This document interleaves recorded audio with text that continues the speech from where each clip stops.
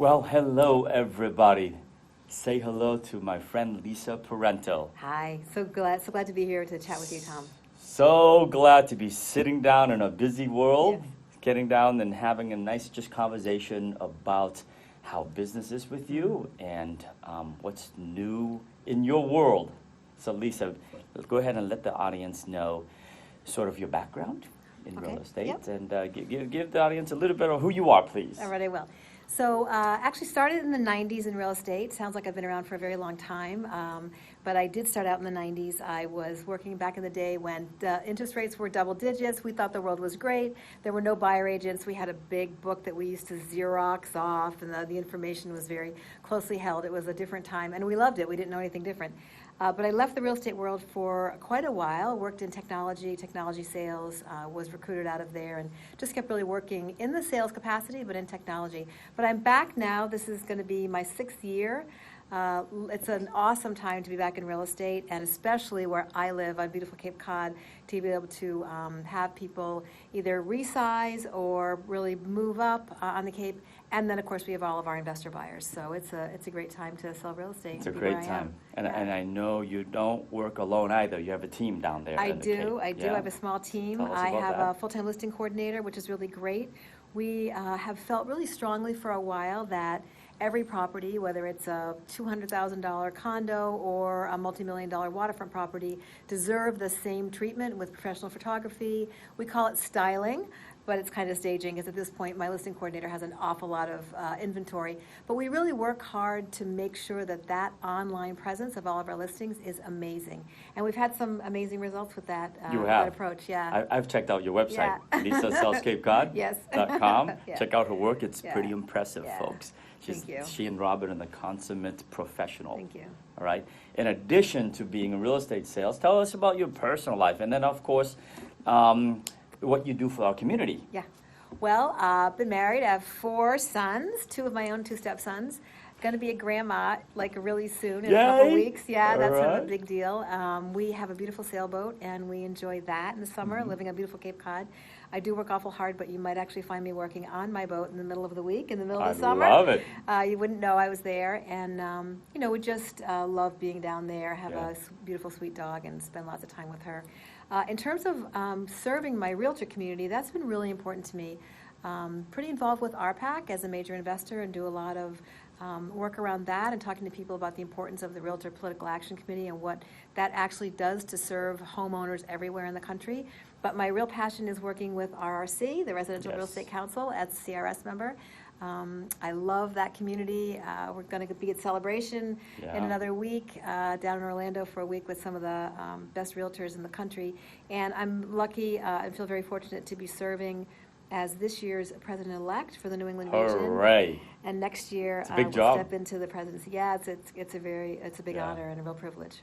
So yeah, the Residential Real Estate Council was once called the Certified Residential Yeah, Specialist, the correct. CRS The designation. designation is CRS, CRS, but the got it. council is now called the Residential Real Estate Got it. Council, because we now have a smart home designation and a few other designations. Gotcha. They wanted to sort of broaden their way of serving the realtor community. So we are all CRSs. Our Yes. designation is Yes. CRS, and you Yes. can be a member of RRC and work towards your designation, which is also a great thing. Top 3% of realtors. Top 3%. You're sitting right next to Lisa here. I've got to renew mine as well. Yes, you are too. I'm You are going to too. renew my Yes. my CRS designation. So big changes down the Yeah. pike recently. Yeah. Okay. Yeah. I am so excited for you to share with my friends here and your friends as well Yeah. about this new change. Tell me, after 6 years and then another 5, why the change? Why at this stage in your career the change? Yeah, Lisa? wow, And where so- are you? Where are you going? What's Yeah. going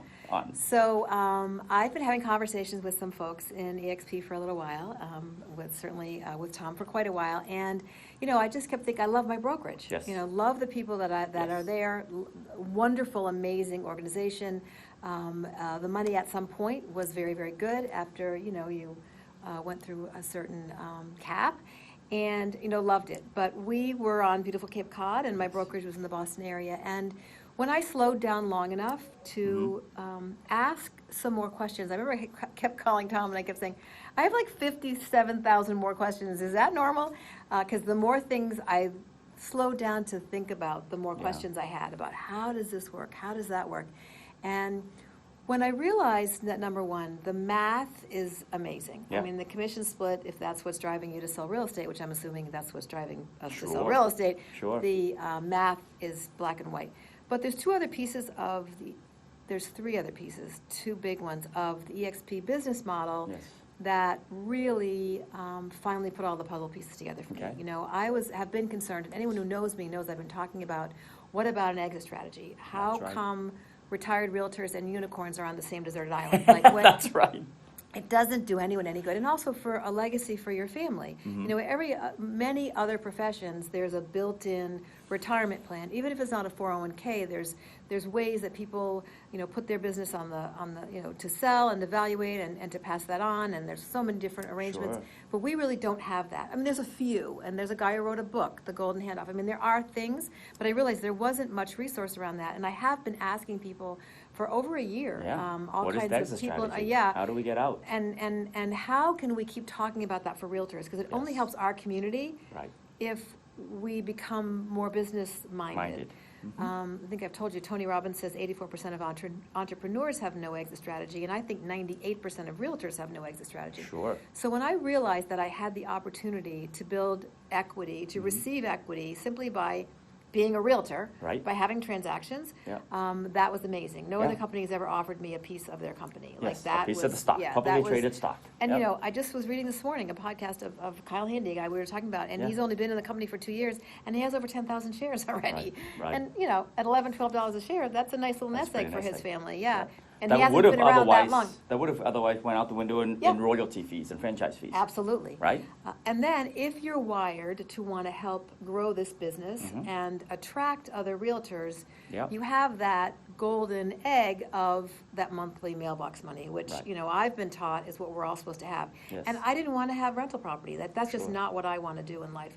Right. So I can finally, because I'm so excited about what Yeah. I'm doing, attract other agents to listen to the business model Sure. and start to build over time a little bit of mailbox money. And maybe it just pays my car payment. Sure. Maybe it just pays my Realtor.com Sure. payments. I mean, who knows what it Yeah. might contribute to, but it's going to improve my bottom line Right. just because I'm being a realtor. And so those things Yeah. just were And- amazing to me. And these things, Lisa, are not new skills that you need to acquire.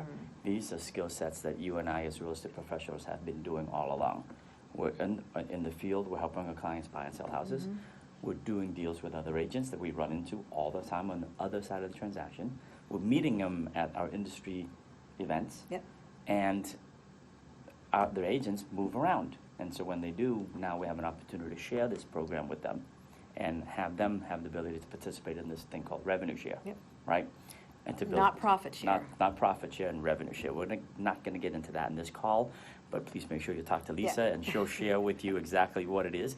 If you can do simple math and you slow down long enough to do simple math like what we Lisa did, did, that begins to make sense. Yeah. Okay, so.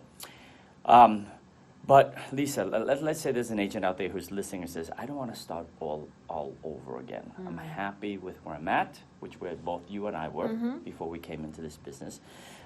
Yet I don't have an exit strategy. The day I stopped selling houses was the day I stopped making money, unless I'm really good at taking my investments and putting it somewhere else in real estate, right? So what word of advice would you give that agent out there who wants to build a better life, who wants to begin to think about building something that's passive with residual income? What would you say I guess they should do? what I'd Yeah. say is something that I think I probably heard you say to me initially was, well, would you have an open mind to at least listen to what's changed my life right now? And That's I right. think that I knew you and I respected you. Yes. And so I listened to what you had to say about what this different model was. And I think that's something that's really interesting. You know, it is not new because the company was started in not new. 09. It's 10 years young. Yeah, it's not new, but it is a very different, it is a disruptor. Yes. It is a very different model where everything is in the cloud.